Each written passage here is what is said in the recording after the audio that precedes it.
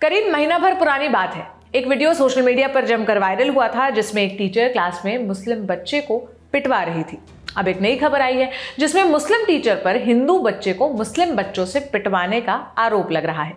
दोनों ही घटनाएं पहली नजर में हूबहू नजर आती हैं, लेकिन दोनों ही मामलों में पुलिस की कार्रवाई बिल्कुल जुदा है।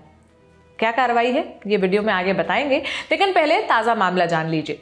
खबर यूपी के संभल से है। एक पिता ने पुलिस में शिकायत दर्ज कराई कि उसके बच्चे की पिटाई की गई। पिटाई उसी के साथ पढ़ने वाले बच्चों ने टीचर के कहने पर की है, लेकिन मामले की गंभीरता समझने के लिए पीड़ित बच्चे, शिक्षक और जो पीटने वाले बच्चे हैं उनका धर्म जानना जरूरी है।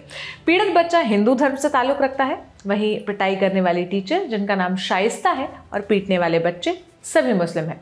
अगर धर्म का मसला ना होता तो शायद ये खबर गंभीरता वाली स्केल में बहुत नीचे होती। इस मामले में पुलिस की जितनी तारीफ की जाए उतनी कम है। हो भी क्यों ना, शिकायत मिलने के अगले ही दिन पुलिस ने शाइस्ता को गिरफ्तार कर लिया। 11 साल का बच्चा पिटाई के बाद काफी गुमसुम रहने लगा था। पिता ने पूछा तो उसने पूरी बात बताई, जिसके बाद पिता ने पुलिस में शिकायत दर्ज कराई। थाना असमोली क्षेत्रांतर्गत एक विद्यालय के टीचर द्वारा एक छात्र को दूसरे छात्र से पिटाई कराए जाने की घटना प्रकाश में आई है। इस संदर्भ में पीड़ित छात्र के परिजनों द्वारा दी गई तहरीर के आधार पर थाने पर अभियोग पंजीकृत कर लिया गया है। साथ ही साक्ष्य के क्रम में टीचर को अरेस्ट कर लिया गया है। इस प्रकरण में साक्ष्य संकलित किया जा रहा है। शीघ्र ही साक्ष्य के क्रम में अग्रिम विधि कार्रवाई सुनिश्चित की जाएगी। वैसे तो इसी तरह का एक और मामला पिछले महीने देखने को मिला था। ये यूपी का ही था, जहां मुजफ्फरनगर में एक स्कूल में एक हिंदू टीचर ने हिंदू बच्चों से एक मुस्लिम बच्चे को पिटवाया था। बार बार हिंदू मुस्लिम शब्द पर इसलिए जोर देकर बात कर रहे हैं क्योंकि इस स्टोरी के जिस्ट को समझने के लिए ये दोनों शब्द का जिक्र करना है, दोनों धर्म का जिक्र करना जरूरी है। इस मामले में 60 साल की शिक्षिका का नाम तृप्ता त्यागी था। वीडियो में टीचर एक विशेष धर्म के लिए आपत्तिजनक टिप्पणी भी करती नजर आ रही थी। वीडियो सोशल मीडिया पर जितनी तेजी से वायरल हुआ उतनी ही सुस्ती पुलिस ने दिखाई। सुस्ती शब्द भी शायद पुलिस की कार्रवाई के साथ न्याय नहीं कर सकता। ऐसा हम इसलिए कह रहे हैं क्योंकि आरोपी टीचर इस मामले में अब तक गिरफ्तार नहीं हुई है। हाँ, लेकिन ऐसा कहना गलत होगा कि कोई कार्रवाई नहीं हुई। टीचर के खिलाफ आईपीसी की धारा 323 जिसमें जानबूझकर चोट पहुंचाना और 504 जिसमें शांति भंग करने के इरादे से जानबूझकर अपमान करने जैसे गंभीर धाराओं में मामला दर्ज किया गया है। अधिकारियों ने स्कूल को सील भी कर दिया, लेकिन कुछ दिनों बाद दोनों पक्षों में आपसी सहमति की बात सामने आई।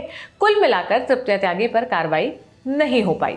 इस मामले में बच्चों के अधिकारों के लिए काम करने वाली सरकारी संस्था एनसीपीसीआर का कहना है कि ऐसा किसी भी धर्म के किसी भी बच्चे के साथ नहीं होना चाहिए। उन्होंने क्या कुछ कहा, आइए सुनाते हैं। देखिए, किसी भी रिलीजन के बच्चे के साथ ऐसा नहीं होना चाहिए। किसी भी टीचर को रिलीजन को लेकर के बच्चों में किसी प्रकार का भेदभाव नहीं करना चाहिए और स्कूलों में धर्मनिरपेक्ष वातावरण मेंटेन होना चाहिए। ये हमारी प्राथमिकता है। हमने डीएम और एसपी दोनों को नोटिस किया है। एसपी से हमने कहा है समीक्षित धाराओं में एफआईआर दर्ज करके हमको कॉपी दें, और डीएम को हमने कहा है कि जांच करें क्या स्कूल को मान्यता है, स्कूल में जो शिक्षक हैं उनकी क्वालिफिकेशन क्या है और उनकी ट्रेनिंग हुई है या नहीं। क्योंकि हमको ऐसा प्रतीत होता है कि ये वे शिक्षक हैं जो अनट्रेंड हैं, अनस्किल्ड हैं, अनप्रोफेशनल है, जिस कारण ये सारी की सारी चीजें घटित होती हैं। इसलिए बेहद जरूरी है कि टीचर्स का सेंसिटाइजेशन हो, उनकी ट्रेनिंग्स हो और ऐसे अनप्रोफेशनल टीचर्स को इस नोबल प्रोफेशन से बाहर किया। वैसे तृप्ता त्यागी वाले मामले में सुप्रीम कोर्ट ने यूपी पुलिस को कड़ी फटकार लगाई थी और ये भी कहा था कि इस पूरे मामले में कार्रवाई न होने के लिए यूपी सरकार जिम्मेदार है। अब दोनों मामले एकदम एक जैसे हैं। दोनों में टीचर पर गंभीर आरोप लगे, लेकिन दोनों ही मामले में कार्रवाई एक जैसी नहीं हुई, जो कि होनी चाहिए थी। तृप्ता त्यागी पर भी उतने ही गंभीर आरोप थे जितने शाइस्ता पर। इस तरह के गंभीर मामलों में सरकार और पुलिस प्रशासन की भूमिका काफी अहम हो जाती है। हालांकि इस मामले में सुप्रीम कोर्ट ने खुद ही संज्ञान लेते हुए यूपी सरकार से जवाब मांगा था। इन दोनों मामले से जुड़ी कोई भी अपडेट आती है तो हम आप तक जरूर पहुंचाएंगे। ये सारी जानकारी मेरे साथी दीपेंद्र गांधी ने जुटाई थी। आप क्या सोचते हैं, आपकी क्या राय है, हमें कॉमेंट बॉक्स में जरूर बताइएगा। और आप देश और दुनिया की बाकी खबरों के लिए लल्लन टॉप देखते रहिए। शुक्रिया।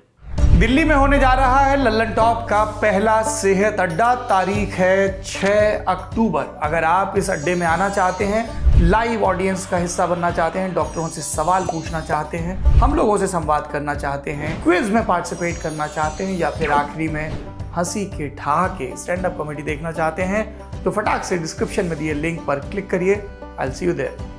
Lalan top Sehat Adda, co powered by Narayana health and Oli pharma.